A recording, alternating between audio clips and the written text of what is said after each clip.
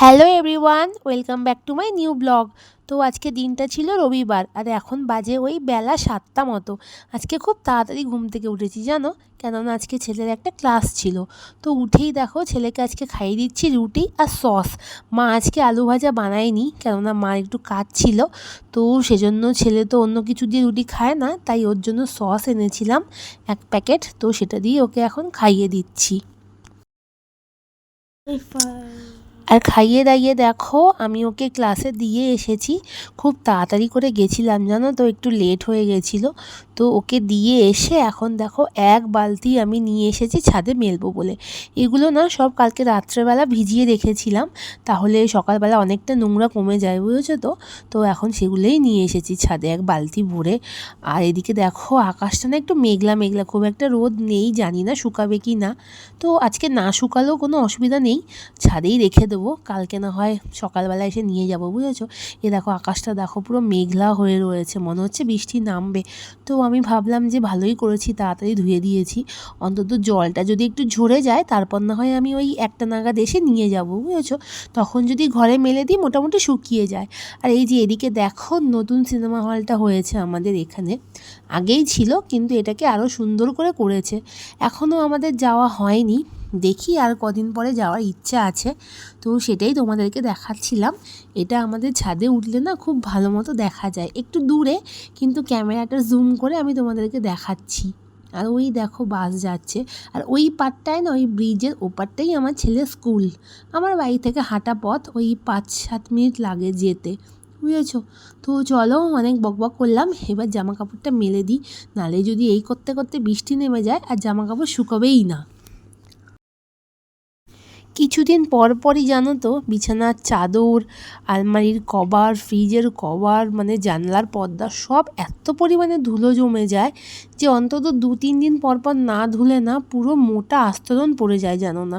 হয়তো আমাদের স্টেশনের সামনেই বাড়ি, হয়তো সেজন্য, কিন্তু খুব ধুলো পড়ে। তো আজ ধোবো কাল ধোবো করে তো ধোয়া হচ্ছিলই না, কেননা ওয়েদারটাও ভালো না, মেঘলা মেঘলা করেছে। আর এসব জিনিস কী বলো তো, ধুলে একটু সময় লাগে শুকাতে। তো সেই জন্যেই একটু দোনোমনো করছিলাম যে আজকে ধোবো না কালকে ধোবো, এই করতে করতে দেখছি অনেকটা সময় চলে যাচ্ছে। তো ভাবলাম যে না এখন ধুয়েই ফেলি, মোটামুটি একটু শুকালে আমি ঘরে নিয়ে এসে ফ্যান চালিয়ে দেবো, তো তখন শুকিয়ে যাবে। আর আজকে রান্না বলতে জানো তো সেরকম কিছু নেই, আজকে বানাবো হচ্ছে ডিম। তো বাড়িতে ডিম আমি সিদ্ধ করে রেখেছিলাম, আলু কেটে রেখেছি। এখন নিচে নেমে আগে আমি ব্রেকফাস্ট করব। আমি এখনও কিছু খাইনি, তাড়াতাড়ি করে ছেলেকে খাইয়ে শুধু নিয়ে গেছিলাম, যে ওকে দিয়ে এসে তারপরে আমি ধীরে সুস্থে খাবো বসে। তো তারপর তো এসেই কাজে লেগে গেছিলাম, এগুলোকে ধুয়ে দিলাম, মা বললো যে তাড়াতাড়ি ধুয়ে দে তারপর বাদবাকি সব কাজ কর। তো সেজন্যই আমি ধুয়ে দিয়ে এখন মেলতে নিয়ে এসেছি। আগে জানো তো আমি ধুয়ে দিতাম, তো মাই ওপরে নিয়ে আসতো ছাদে মেলার জন্য। কিন্তু এখন যেহেতু মার বয়স হয়ে গেছে, তো পাতে না খুব সমস্যা, বুঝছো, পায়ে খুব ব্যথা করে মার সিঁড়ি চললে।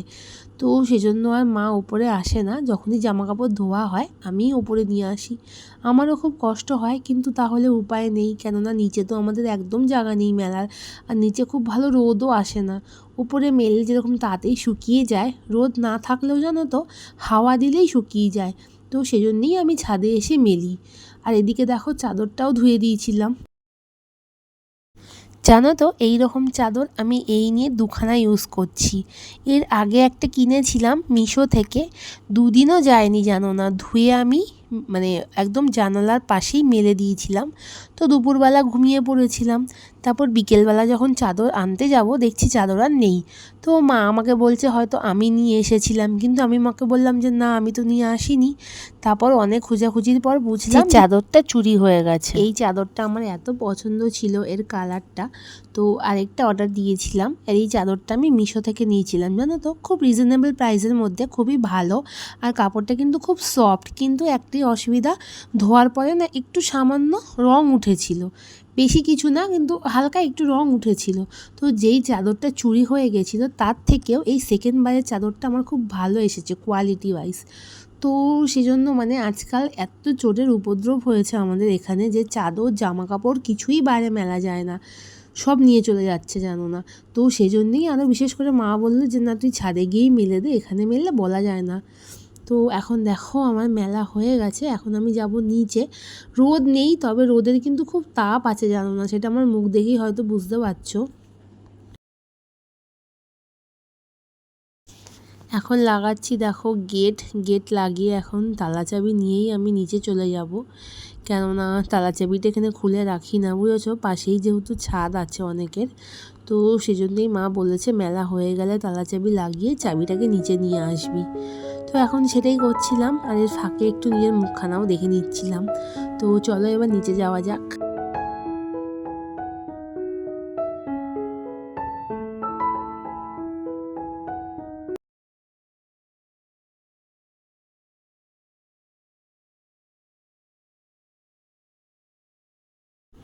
তো আজকে পুজো দেবে মা, তো মা আমাকে বললো যা একটু মিষ্টি কিনে নিয়ে আয়, আর আমাদের বাড়ির পাশেই দোকান, মিষ্টির দোকান। তো এখন দেখো এসেছি, ঠাকুরের জন্য একটু সন্দেশ নেব। তো কি সন্দেশ নেব ভাবছিলাম, মা আমাকে বলেছিল এই যে 10 টাকা দামের দেখছো না, এই সাদা সাদা যে ওপরে চকলেট দেওয়া, সেই সন্দেশগুলো নিতে। কিন্তু আমি ভাবছিলাম যে না, একটু ওই নিচের যে দেখছো না, যে আরেকটা 10 টাকা দামের যেটা আছে সেটা নেব ভাবছিলাম। তো এই দোনোমনো করতে করতে শেষে ওই যে পাশের হলুদ মতো একটা মাছ মিষ্টি দেখতে পাচ্ছ, এই যে এইটা, ওইটাকে নিয়ে চলে এসেছি জানো তো।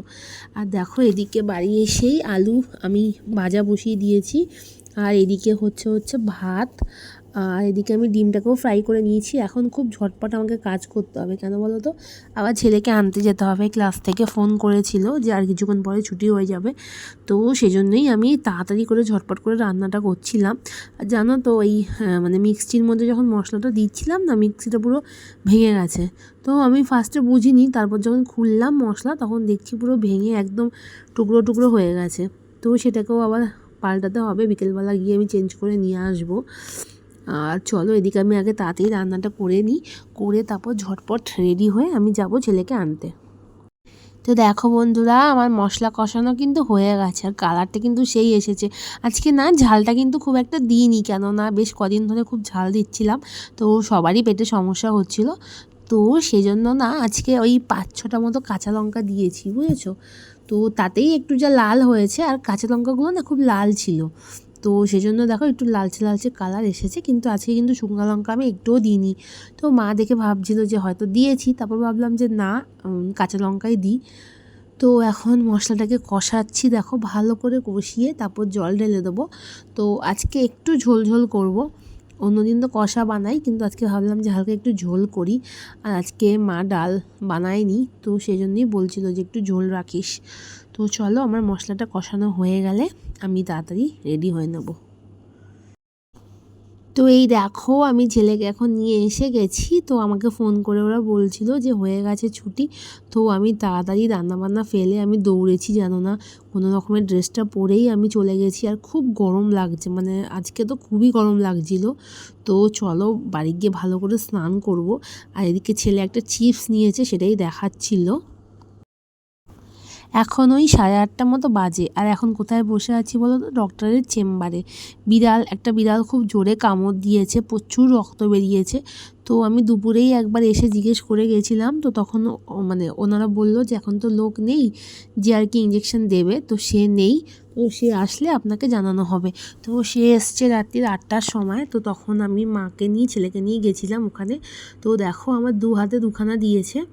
তো উনি বলল কিছুক্ষণ বসে থাকার জন্য, ওখানে রাব করতে না। তো খুবই ব্যথা করছে, মানে বলার না, আগে তো হাতে কামড়েছে সেটার ব্যথা, তারপর 2 হাতে ইঞ্জেকশন দিয়েছে সেটার ব্যথা। তো আমি ওনাকে জিজ্ঞেস করছিলাম যে আর কদিন আসতে হবে, তো উনি বললো আরও ওই 4-5 দিনের মতো আসতে হবে, বুঝেছো। তো দেখো এখন আমি উঠে পড়েছি, মানে ইঞ্জেকশনে খুব একটা লাগেনি, কিন্তু হাতে যে কামড়েছে না ওইটা খুবই ব্যথা করছে। তো আমি মাকেও বলতে পারছিলাম না, কেননা মাকে বললে মাও খুব টেনশন করছিল, একে তো খুবই রাগারাগি করছিল, বুঝেছো। তো টাকা ফাঁকা দিয়ে এখন বেরিয়ে গেছি। তো মা বলল যে এইসব মানে ইঞ্জেকশন দিলে নাকি একটু ঠান্ডা কিছু খেতে হয়। তো সেজন্য এখন যাওয়ার পথে দেখো নিয়েছি একটা ডাব, আর ওইদিকে না কি খুব সুন্দর তরমুজ বিক্রি হচ্ছিল, তো ওখান থেকে সেটাও নেব। আমার না ভয়েস দিতেও খুব কষ্ট হচ্ছে, মানে আজকে দিনটা এতটা মানে আমার কষ্টে গেছে কি বলবো। একে তো সারাদিন জানো না দৌড়াদৌড়ি করে, তার মধ্যেই বিকেলবেলা বিড়ালের কামড় খেয়ে তার জন্য একটা টেনশন, প্লাস হাতে ব্যথা, ইঞ্জেকশনের ব্যথা, মানে সব মিলে একাকার অবস্থা আমার জানো না। আর এদিকে দেখো মা বললো যে এই তরমুজ ওগুলো নাকি খুব ভালো হবে, তো তার জন্য অর্ধেক নিয়ে নিয়েছিলাম, পুরো নিইনি যেহেতু আমাদের যা যা নেওয়ার ছিল সব নেওয়া হয়ে গেছে। যা যা বলতে শুধু একটা তরমুজ আর ডাব নিয়েছি একটা, তো তরমুজটা আজকে খাবো, ডাবটা আজকে খাবো না। আর এদিকে দেখো যাওয়ার সময় না ছেলে সন্ধ্যাবেলায় কিছু খেয়ে আসেনি, তো তার জন্য বলছিল যে পরোটা বা রোল কিছু খাবে, তো রোল আমি দিইনি যেহেতু ডিমের জিনিস, তো সেজন্য ভাবলাম যে পরোটাই নিয়ে দিই।